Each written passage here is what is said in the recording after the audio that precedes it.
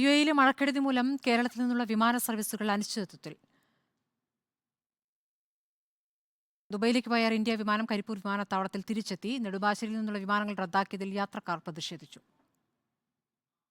ഇന്നലെ രാത്രി 8 മണിക്ക് കരിപ്പൂരിൽ നിന്നും പുറപ്പെട്ട ദുബായിലേക്കുള്ള എയർ ഇന്ത്യ വിമാനമാണ് ദുബായിൽ ഇറക്കാനാവാതെ പുലർച്ചെ കരിപ്പൂരിൽ തന്നെ തിരിച്ചെത്തിയത്. 180ഓളം യാത്രക്കാരായിരുന്നു വിമാനത്തിലുണ്ടായിരുന്നത്. ദുബായിൽ ഇറങ്ങാൻ അനുമതി ലഭിക്കാത്തതിനെ തുടർന്ന് വിമാനം മസ്കറ്റ് വിമാനത്താവളത്തിൽ ഇറങ്ങിയ ശേഷം മറ്റു മാർഗമില്ലാത്തതിനാൽ യാത്രക്കാരുമായി കരിപ്പൂരിലേക്ക് തന്നെ തിരിച്ചു പറക്കുകയായിരുന്നു. ഇന്ന് പുലർച്ചെ കരിപ്പൂരിലെത്തിയ യാത്രക്കാർക്ക് ഇന്ന് വൈകിട്ടോടെ റാസൽ ഖൈമയിലേക്ക് പോകാൻ വിമാനമൊരുക്കുമെന്ന് എയർ ഇന്ത്യ അധികൃതർ വ്യക്തമാക്കിയിട്ടുണ്ട്. ആവശ്യക്കാർക്ക് ടിക്കറ്റ് ചാർജ് തിരികെ നൽകാൻ തയ്യാറാണെന്നും എയർ ഇന്ത്യ വ്യക്തമാക്കി.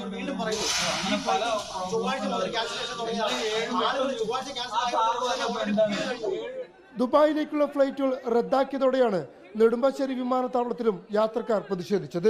ടിക്കറ്റ് തുക തിരിച്ചു നൽകണമെന്നാവശ്യപ്പെട്ട് UK, ജർമ്മനി, കാനഡ എന്നിവിടങ്ങളിലേക്കുള്ള യാത്രക്കാരാണ് പ്രതിഷേധിച്ചത്.